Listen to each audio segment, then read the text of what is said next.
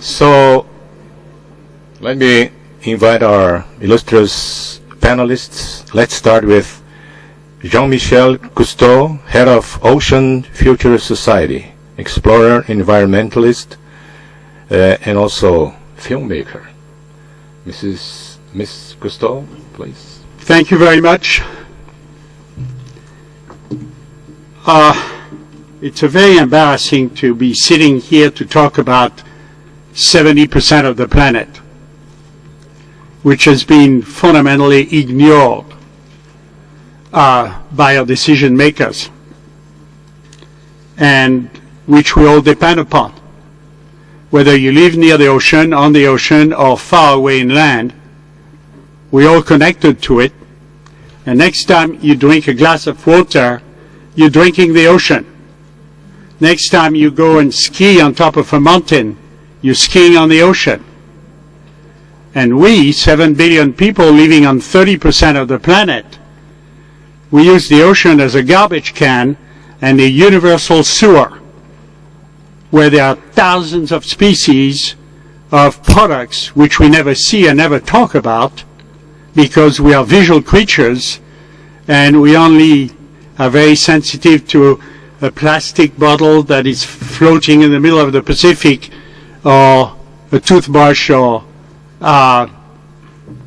anything that is going to kill birds and other animals. What about all these chemicals that are accumulating in the food chain, and ultimately our fishing industry capture those and put them in our plates?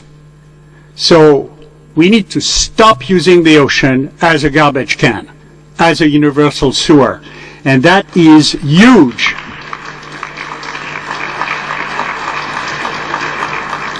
It is huge opportunities to create new technologies in order to capture, because through gravity it ends up in the ocean before it gets into the ocean. And that means creation, jobs, millions of jobs for people, and improving the quality of the ocean also for, as long as it's done in a sustainable way, the fishing industry. I'm on their side. I grew up with them when my father pushed me overboard with a tank on my back when I was 7 years of age. And I've seen our life support system being polluted, being over-harvested, and today we're heading toward bankruptcy. We need to look at planet Earth as the capital that has been made available to us and manage it like you manage a business, and only use the interests produced by the capital. And that goes on land as well as in the ocean. I believe, and I'll shut up, but I believe that because of these amazing tools that we have, we as a species, unlike any other species, many of them disappearing because of us, we have the opportunity to make sure that we can look in the eyes of our children or grandchildren and make sure they have the same privilege that we have. And because of the communication revolution that we're living today, with 7 billion people connected to each other, and I've been in India not very long ago, where I was in a room with a gentleman who had one computer, 100 people around him, and they were asking questions about other parts of the planet. There's one human species, and just like there's one ocean, and that's why I'm proud to carry the ocean passport, because whales don't have passport. They don't go through security at the borders of nations. And by having this, I make a commitment to take care of planet ocean. Thank you.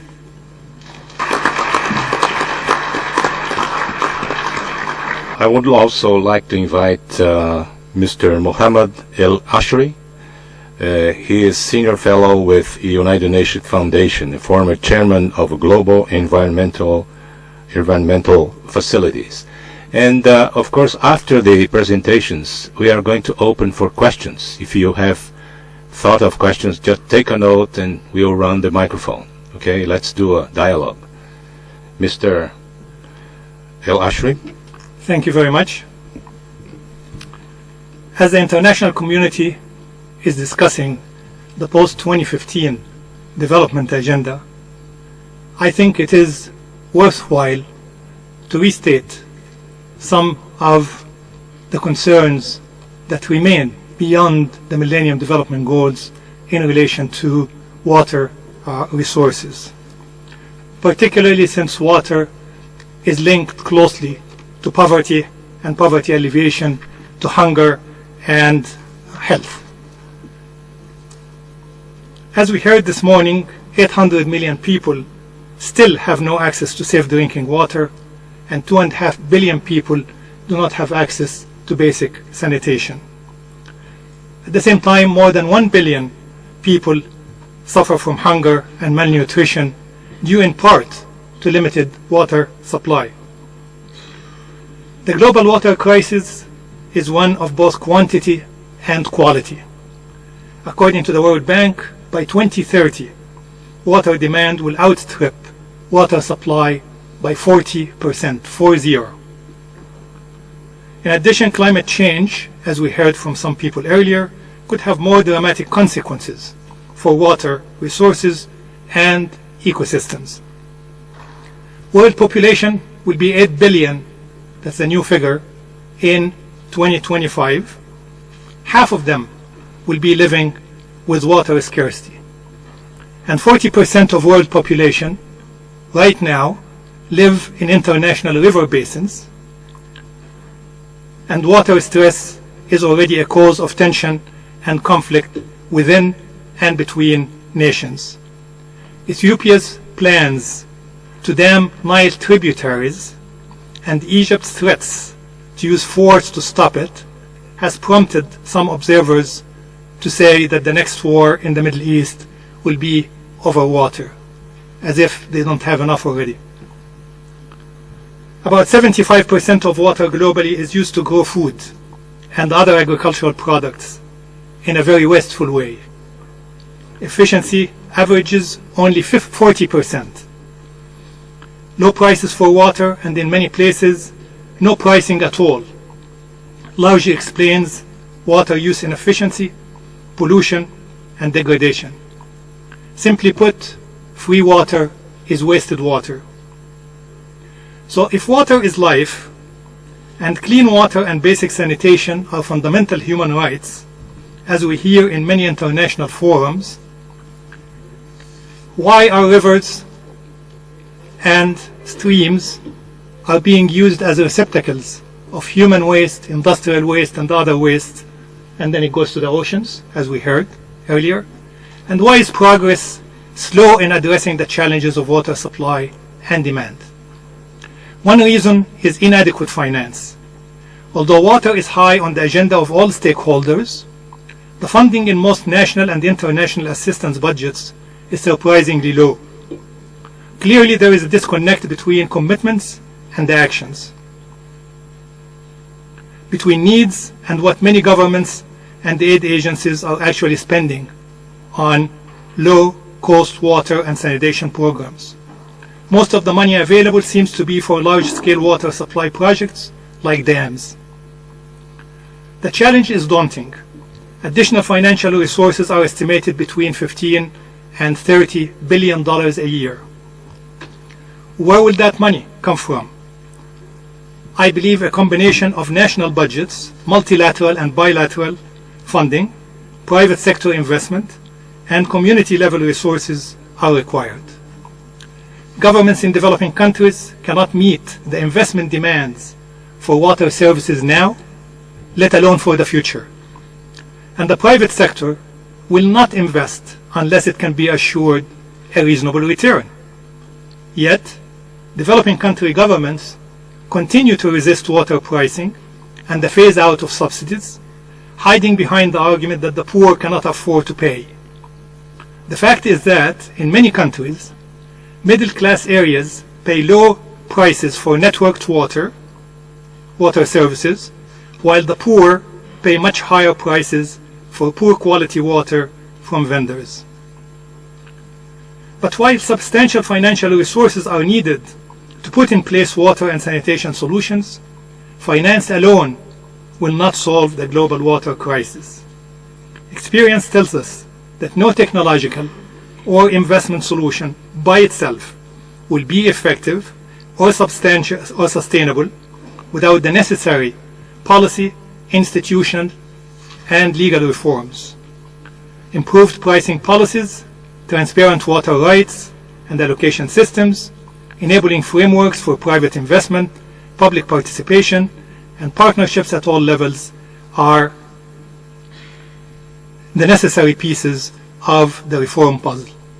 The bottom line is that governments should get out of the business of being subsidizers and providers and become more of planners and regulators. Thank you. And let's hear now Mr. Jakob Von Uexküll, founder of World Future Council and also the creator of Right Livelihood Award, the Alternative Nobel, and former member of the European Parliament. Thank you very much. A few years ago, a taxi driver in New Zealand told me proudly that he'd learned that in 20 years New Zealand would be one of the 4 countries in the world which would still have a water surplus. And I said to him, well, have you reflected about how your neighbors would react? And he said, oh, you mean Australia? I said, well, maybe you should look north also. I think this is a message that we often hear now, that, you know, there is a renationalization, there's a turning back from globalization, relocalization, and that may be wishful, because there is no alternative to global solutions to these issues. We cannot stop them at the border. I was told, you know, recently when I go and speak in Sweden, well, don't talk about environment, about poverty now. Well, the big issue here is immigration. And I said, well, you must be, you know, if that is so, how are you going to deal with the millions and millions of environmental refugees who are going to flood Europe unless you become serious about, you know, turning around and providing for a livable environment for all these people in their own countries. We will not have global resource consumption on the European level because people will not tolerate it. I think it's quite clear that China could never have the current resource consumption per capita of, for example, Switzerland or even of Taiwan. You know, it's impossible. So therefore they, you know, obviously they are not going to peacefully live on if we continue with our current resource consumption. We have to reduce it. We have to create sharing economies. I think these are some of the issues we don't need to debate. There's just no alternative about them. You know, as I said yesterday, you cannot negotiate with melting glaciers or with spreading deserts. You can negotiate financial debts, etc., but you cannot negotiate with nature. It will not provide any rescue packages when the crisis comes. This is, of course, a huge challenge for global governance, because this has been in retreat in recent years. You know, we have a consensus on values. We all want to hand over a better world, at least not a worse world, to our children if we can. But in practice, we find the challenges are huge. We have global anarchy. We used to have more of a global system during the Cold War.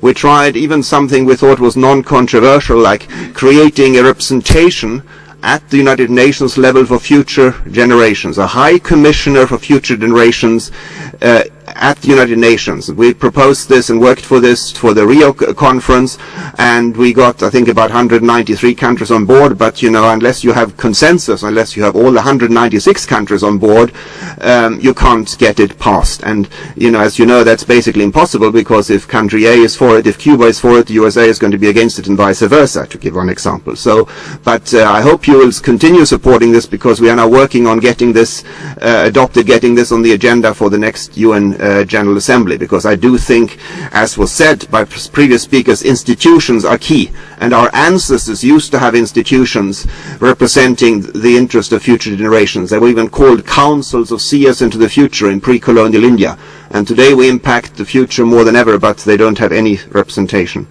As you may know, I set up the Right Livelihood Awards, for which anybody can nominate. So they have been a good indicator of, you know, what's happening, and it's very valuable to be able to support such, give hope and support such, you know, best practices. But I realized that the bad practices were still growing faster, and that's, you know, why I founded the World Future Council, to promote best policy incentives for all, which can often work very, very fast. We identify good laws, for example, we give them an award, the Future Policy Award. The first theme was food security. And we found a law in Brazil, in Belo Horizonte, a package of laws there, which guarantees everybody a healthy meal a day. And that law, the costs of implementing this law is about 2% of the city budget. And it's reduced hunger by 75% and child mortality by 60%. So I suggest laws can be much faster than, various aid programs. But we also understood, why it's so difficult to change the system, to internalize costs, what everybody wants in theory from left to right. But in practice, of course, we have externalized, we have dumped upon nature, upon future generations, trillions of dollars in costs. And if you start to internalize them, somebody has to pay. And the poor, of course, cannot and will not be expected to pay. But that's, the reality is, if you say abolish subsidies of fossil fuel, it's the most common demand at conferences like this. But when we put this to African parliamentarians, they say, well, I'll have a revolution if I do that. So clearly what we need to do is to work on a structured shift of such subsidies to renewable energy and promote a renewable energy revolution, which is more complicated, but it is the only reasonable solution. And there's no question here of the market vis-a-vis the state. That's boring, old-fashioned, outdated. There is no energy market. Pavan Sukhdev, who comes from Deutsche Bank to UNEP, he said this when he looked at the subsidies to fossil fuels. He said, what market? There is no market. So we actually, as previous speaker said, we are subsidizing our own destruction. There's nothing wrong with subsidies, but at least then let's subsidize saving us, let's subsidize the future, and not subsidize, our destruction. So we need alliances, we need legally binding frameworks, we need conventions, we need national laws. That is, I think, the only realistic way forward, and they need to be rights-based. It's quite clear both the state and the market has a role, but it's quite obvious that people have to have a right to water. They cannot survive for a day without water. So the rights-based approach, which has been promoted by Maud Barlow of the Council of Canadians, who is a member of the World Future Council, and we list in our Global Policy Action Plan, which you'll find on the World Future Council website, we list various examples of such successful policies of water users associations in China, in Tunisia, etc. That, I believe, is the only way forward, which is actually going to carry people with us. And of course, we need to carry the people with us, but at the same time, we need leadership. I hear this concern about eco-dictatorship. And of course we don't want an eco-dictatorship, but what we do need and want is what somebody has called an ecocracy. You need, in a democracy you have limits, you have frameworks, and we need to impose ecological limits on our democracies, just like, we have all sorts of other limits already of civilized behavior. Because if we don't impose them, they'll be imposed on us by nature. Democracy always works within limits. If you don't want any government limits, I tell businessmen who complain about them, why don't you go and invest in Somalia? Or you've got no government, no rules, and they look rather embarrassed because, of course, they know that their investments will be totally insecure. And don't let's go on about consumer demand. We have some progress. We have had some civilizations in the world over the past thousands of years. Consumer demand in ancient Rome was to go on holidays and watch lions eating Christians. We don't honor that consumer demand anymore, thank goodness. And so, if you want to get involved and make sure we have the right kind of ecocracy, if you are afraid that things will go too far, that you'll have an eco-dictatorship, there is a very clear answer. Get involved in politics. That is always my most important message. Not as lifelong politicians, but do get involved actively in political public life. In the ancient Greece, and the citizen who was politically engaged was known as a politus. The citizen who refused to have anything to do with politics was known as an idiotus.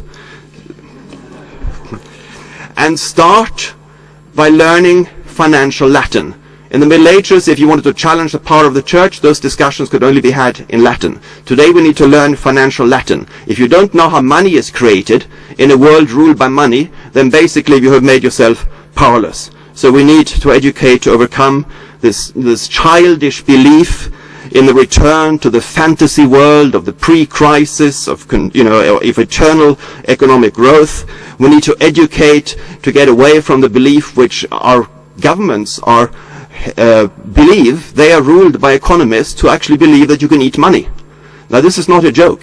If you look at the statements of prominent Anglo-Saxon economists like Schelling, Professor Schelling, who won the so-called Nobel Prize in economics, Nordhaus, a famous climate economist, if you look at what they say, and they are listened to by our governments, and if you look at what they say about climate change, it basically can be summarized as follows, more or less verbatim.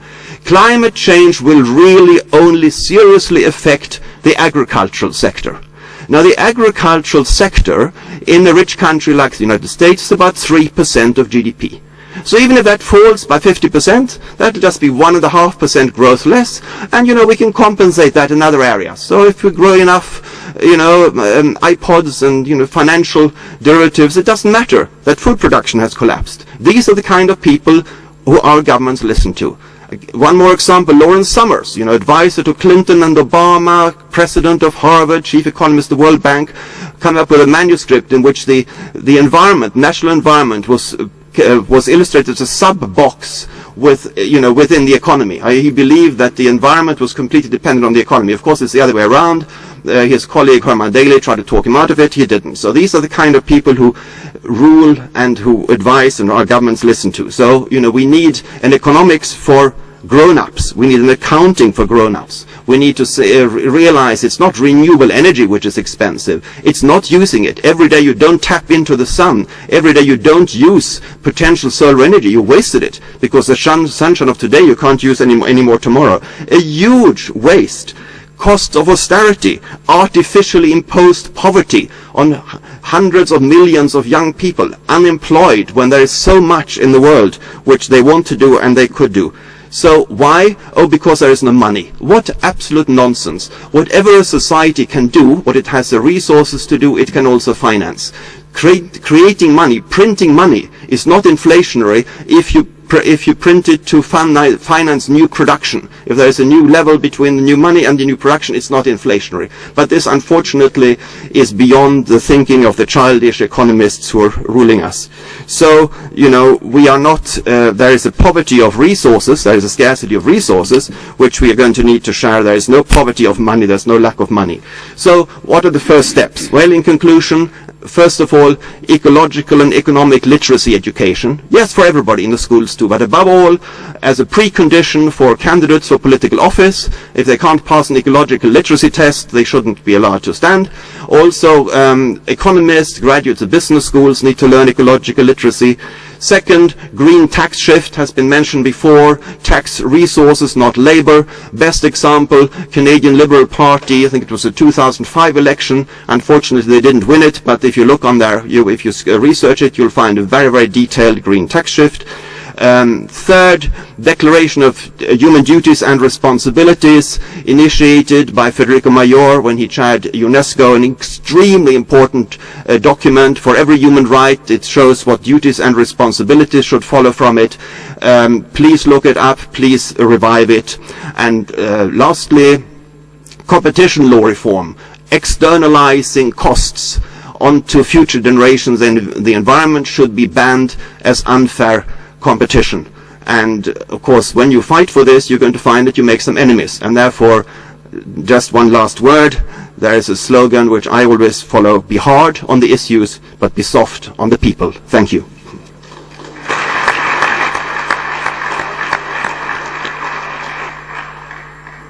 Listening to Jakob, I just want to acknowledge the extraordinary paper that was developed by Green Cross, a 50-page study, and it's about literacy on the situation we have in the globe. It covers literacy in the sense of ecological, but also political and democratic view of the systemic connections between all these elements that we've been discussing. So this is an extraordinary paper, and I'm thinking if literacy should be something directed to the people in the leadership position today. So that will start the condition for this consensus and action. In talking about action, Dr. Ashok Khosla, as co-president of the Club of Rome and also chairman of Development Alternatives in India. You must be very knowledgeable about action and also this literacy of all the stakeholders. Yes, I guess, Oscar, my literacy brushes with literacy are really with poor women who cannot read or write. So I'm really at the very basic bottom end of the idea. But I agree with Jakob that these are issues that we have to deal with. I thought I would limit myself in the few minutes that I have to the issues of food, which is one of the parts of the topic that we're dealing with here. Food security is a major issue. It's probably one of the most systemic issues that civilization has to deal with, and any economy has to deal with, because it's got linkages with virtually everything, including not just water and land and soils and energy, but also with livelihoods and jobs and income and access and purchasing power and a lot of other things.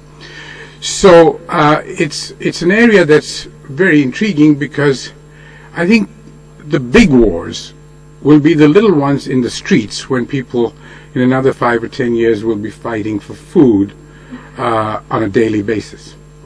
And why do I say that? Because there are some symptoms of that already. So I'd just like to share with you a few symptoms, a little bit of diagnosis, and perhaps one or two little cures that might get us out of this situation. You know, the FAO has a statistic called the carryover stocks. These are a number of days of food left in the world at the end of an agricultural season, so that you have an idea of how resilient your food economy is. And for many, many years, decades, the carryover stocks were measured in about 100 to 120 days worth of food that you would have if something catastrophic happened before you ran out of food. For the last 5 years, this figure has been hovering around 60. It has reached down even to 50 in 1 or 2 of those years. So here is an indicator that we really have a new situation. Prices. In my own country right now, this week, last week, prices of several staple food items, things like onions and tomatoes and potatoes, have gone up by a factor of 5 in the course of about a month or two. There is one question that keeps coming up in my mind: why are there no more riots? Why is there not a revolution when you have people whose purchasing power cannot even buy one potato? As the statistics on land grab, the rich have noticed that there is a problem with food security, and they've gone out of their own countries to go and buy land elsewhere. And I don't know how many of you know this, but in the year 2012, which is just the year past, calendar year past, the amount of land that was bought by overseas investors exceeds the size of France. Now, we know that there is a problem when even the rich have noticed that there is a problem. On 5th of January this year, one bluefin tuna, one fish, sold for $1.76 million. Now you have on the one hand people who are able to eat sushi at $100 a plate, and then on the other hand there are people who don't have enough food to eat at all.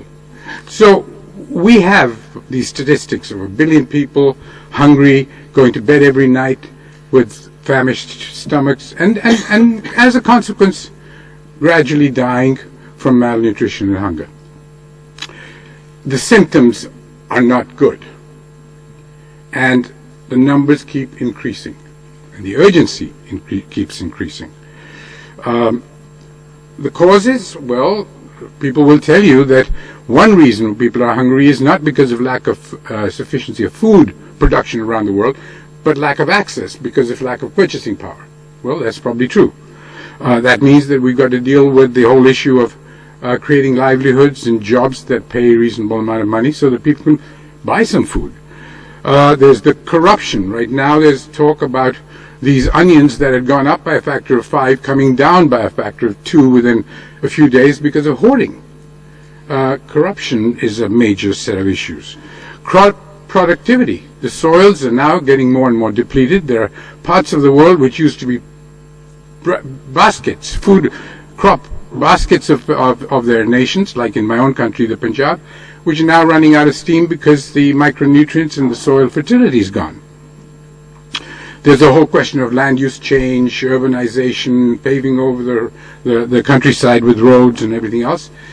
And possibly one of the worst things that's happening is nothing to do with actual resources, but the whole corporatism that has come into ruling our food economy, in which large-scale multinationals essentially make the whole economy, food economy, distorted in a way that completely takes it out of the reach of the poor. There's also, of course, waste. According to the European Union, 40% of the food in this region is thrown away, is wasted. 17%, according to them, is thrown away unopened in the original packing. So we have all these things, and they're multiplied by climate change, threats to biodiversity, species loss, and all the other things. So we are in pretty bad shape. The question is, what can we do about it? Well, I think we have lots and lots of instruments. We can introduce, and not all of them are direct. You have to create livelihoods and jobs. You've got to recreate local economies. We've got to figure out ways in which to grow more food, obviously. Pricing structures of the inputs as well as the food crops. Behavior change, maybe diet change. It's already apparent to many who think deeply about these things that the growing reliance on meat for protein is not tenable on the scale of 7 billion people, or going on to 9 billion people. And then there is technology. First knee-jerk reaction is, well, let's go for GMOs, let's go for chemicals, let's go for pesticides, and let's go for more and more fertilizers and more energy. Ernst von Weizsäcker, my successor in the Club of Rome, has a wonderful picture in his book, The Factor 5, in which he shows that from the kind of agriculture that we had 50 years ago, 70 years ago, where 1 calorie put in produced 50 calories of food, maybe even 100 calories of food out, we've gone to the opposite extreme of putting in 100, maybe 500 calories in to get 1 calorie of food out. Nonsense economics and nonsense technology. But that's basically why we don't have enough water or energy or chemicals or whatever else. The answer has to be in a different form of agriculture, of economics for food, of organics, of natural farming, of water conservation. And let me tell you, the first reaction of most people is, well, you know, there are so many people, we can't feed them with natural farming or organic farming. It's just not true. In last week's New York Times, 4 days ago, there's an article showing that the highest productivity ever achieved for rice on a piece of land, on a hectare of land, is not in the US, it's not in Vietnam, it's not in China. It happens to be in the poorest state of India called Bihar. 27 tons of rice was produced by a novel method called SRI, but it doesn't use chemicals and huge amounts of energy. So we've got to now recognize that we've got to nurture and invest in ecosystem services, in urban agriculture, and a variety of other things if we're going to be able to do this. So I'm very glad that Green Cross gave us an opportunity to discuss this, but it is the problem staring us in the face, not just our children and grandchildren, in our own faces during the course of the next decade. Thank you.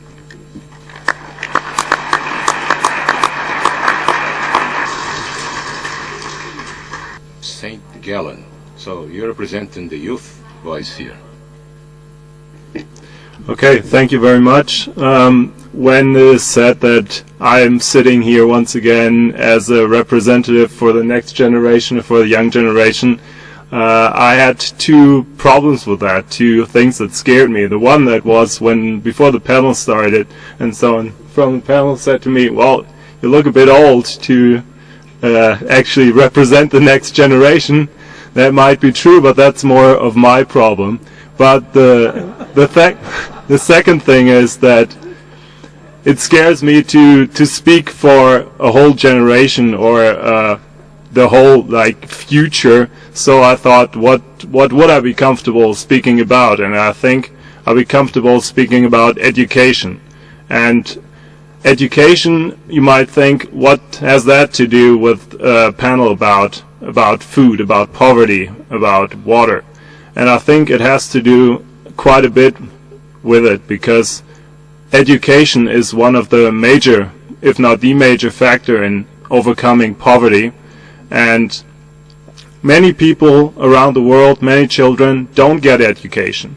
And the reason is often not that there is no school available.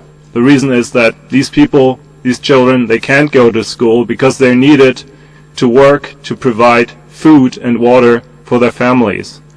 And what, for example, the World Food Program does is provide these children with food at school so that they don't have to work for their own upkeep. And it is even possible for these children to get food for their families that they can take home, so that really the family is compensated, quote unquote, for the lost labor of their child. And that is something I think that we have to keep in mind. In some parts of the world, it is necessary to compensate families for lost child labor. But I think what we need and what we have to push for is make it possible for every child who has to be in school for the day to be fed. Because I think that you can't learn, you can't really take all the things in school if you're undernourished.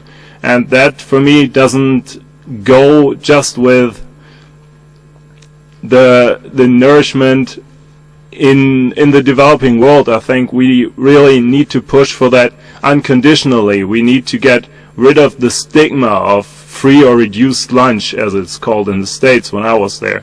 And I think that is really one of the factors that can push us forward to a better future for these children. That we really say we have a global commitment that every child who is in school is schooled, actually reaps the benefits not only in learning that will help us overcome poverty, but also reap the benefits in better nutrition not only for the child but for the whole family.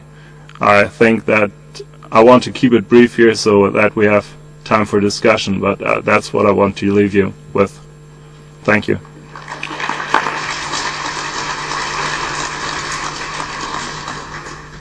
Poverty and hunger are the areas in which maybe compassion is the key value, so that we are willing to go for solutions in action. So we are actually not just talking about ecological literacy, but the elevation of the level of consciousness. If we don't have that, it's going to be rather difficult to reach consensus in action. In a lower level of consciousness, we're not going to have any consensus. So, and I would like just to place a question for Mr. Cousteau. And I have the feeling, talking to many scientists, that we have the technical solutions available to make it happen. But the problem is that those solutions are very difficult to implement because of the resistance of the different sectors, because they don't want to detach from what they have right now. So would you say that in the field you study, the technical solutions to solve all the problems we have are there, or we still have to research and find those solutions? And there are new solutions. which will be created as time goes on. You cannot be educated if you are starving. You need to be fed. We're wasting huge amount of food in our rich countries, as we've heard it. That has to change and can change tomorrow. We cannot tolerate the fact that there's 4,000 to 5,000 children under the age of 5 dying every day, by lack of water or polluted water. If we can go to the moon and come back, we can take care of that. And we can take care of that now. There is no excuse to not make that happen. So education and providing part of our life support system, water, will allow all these technologies to be implemented all over the planet. As I said symbolically, because of the communication revolution that we're living today, everybody knows what's happening and how privileged we are. And they don't understand why not them. That can change, and we can make it happen. So we are in a very exciting period of time where if you don't feel guilty, at least you will feel very creative to find ways to help those places who haven't had the same privilege that we have. I'm very optimistic. And if when we were hunters and gatherers on the planet, one day we stopped hunting and gathering because there's nothing to hunt and gather. We settled down, and what did we do? We started farming. And that has allowed our population to explode and to be where we are today, with 7 billion going to 9. We add 100 million people to the planet every year. What are we going to do? And I really believe there are solutions. And when it comes to the ocean, we're taking more than the ocean can produce, just like we've done on land. And we need to start growing species. And I know people who are going to invest and make a lot of money by investing in fish farms. And those fish farms won't be in the ocean because the ocean is polluted. They're going to be where the market is. They're going to be herbivores. We don't grow lions and jaguars on land to feed ourselves. So growing salmon is an absurdity because you need between 8 and 12 pounds of wild fish to make 1 pound of salmon. We're accelerating the depletion of what's left in the ocean. So there are opportunities, and because, and I know some of the prices now, these farms can be installed where the demand is at prices which nobody has been able to afford up to now, but they will now. Because you're not buying a fish when you buy a fish. You're buying the service to catch it. By farming the fish, just like you farm chicken and other species, you're buying the creature. And the price goes way down. Those farms will be where the demand is, at the size of the demand, and they will avoid shipping, which is what we pay for. And for the first time, people in far remote places will have access to that kind of food which won't be frozen, and because you avoid transportation, no emission of CO2, and everybody's winning. And I'll stop by saying, when you look at the origin of the word ecology and economy, it comes from the Greek oikos, which means the house. We need to take care of the house, and if you take good care of the ecology, you take good care of the economy, and that's where we're going. And I'm totally convinced that young people like you will be the decision makers of tomorrow, making much, much better decisions for one thing you said, which is critical: education, education, education. But you cannot provide education to starving people.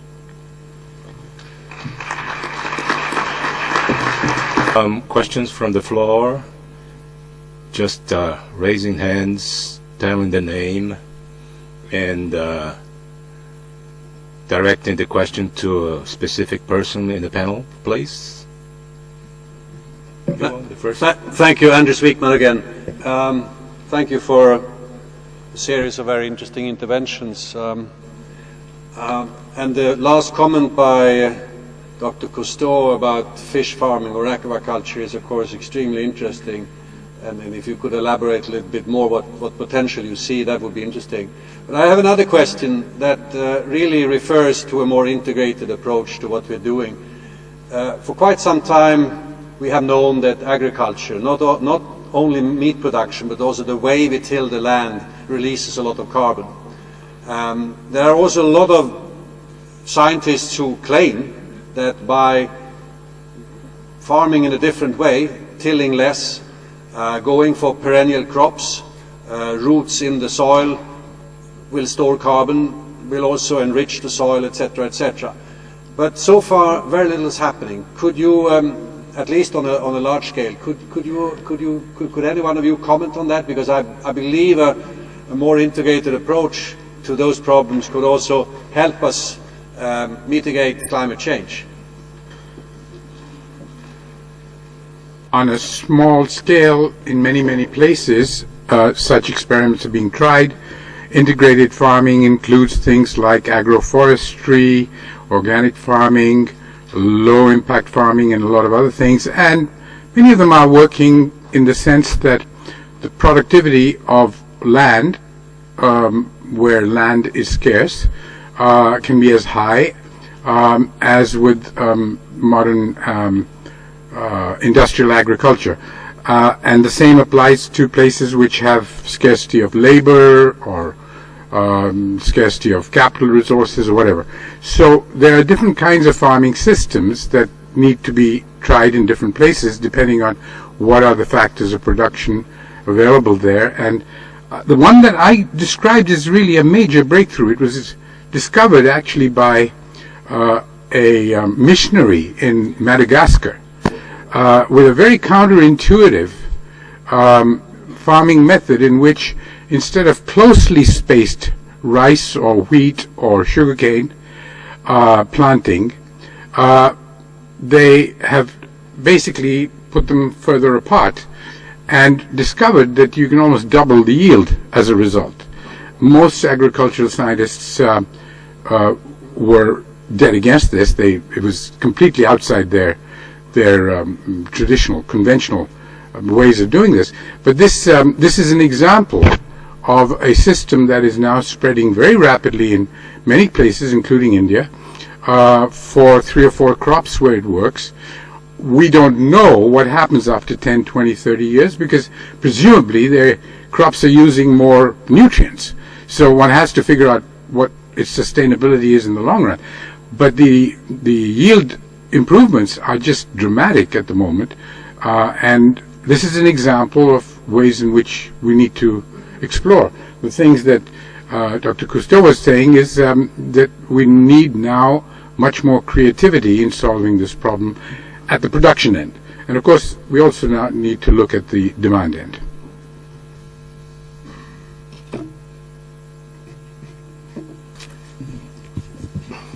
The figures are there with us, and some of us, for a big part of our life. I'm part of the religious world. I'm a rabbi. I've noticed in meetings like this that there is less and less involvement of religious leadership. And in the case of water, some of us have taken an action. Since the Water Forum Days, World Water Days that took place in The Hague just at the end of March. And in 3 weeks' time, God willing, together with UNICEF, there will be forged a world alliance of religious leaders and faith communities for water, sanitation and hygiene, with a nexus to food security. I would like you all to know that there are everywhere people from faith communities who are in this situation. 80% of the human population has some linkage with the teachings. I've seen in the last few weeks how Dr. Bakir from Bangladesh, who made a manual for 18,000 Muslim leaders, imams, is now in contact with Imam El-Ashry, who has access to 500,000 imams in India. A manual about how to treat water. I feel it as one of the shame to hear these figures and to know that at least speaking people are dying who could live. That 2.5 billion people are vacating in open fields next to water resources. That there are wars threatening about water. So I would like all of you to know that when we come in the United Nations, this is a beginning of an increased activity to use the human resources together with everything that technology can bring.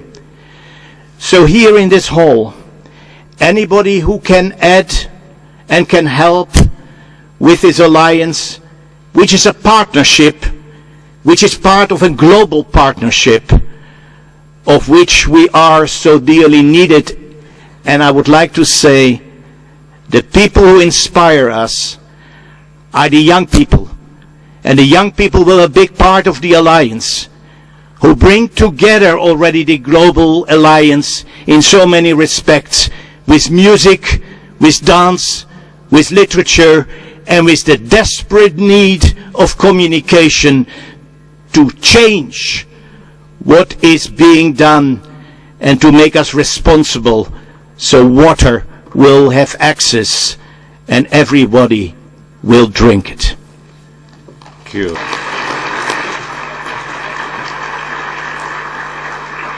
Thank you, Mr.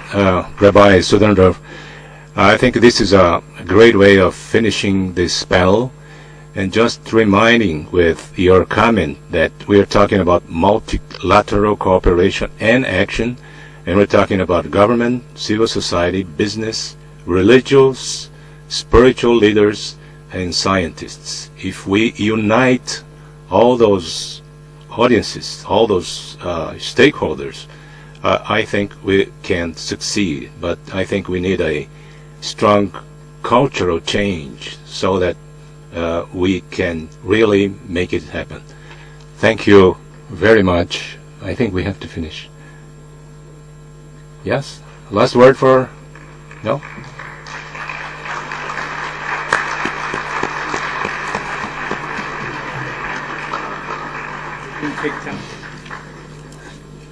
We need to build alliances which actually do something. It's very good to have joint declarations, but even among civil society there is so much rivalry. You know, let's look at what works. The Belo Horizonte food security, you know, why is that not spreading to African cities, to Asian cities? You know, this is a model which has reduced child mortality by 60% and hunger by 75%. What are we waiting for? Why is there not an alliance working to support this? We have brought African mayors now to Belo Horizonte. We now need partners to make sure that they can implement this law in their own cities. Thank you.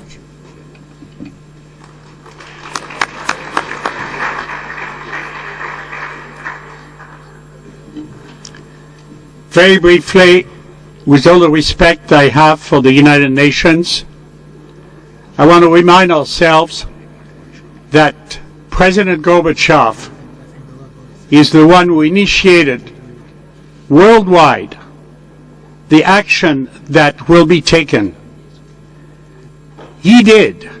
He was the one example of a human being who did what nobody believed could be done.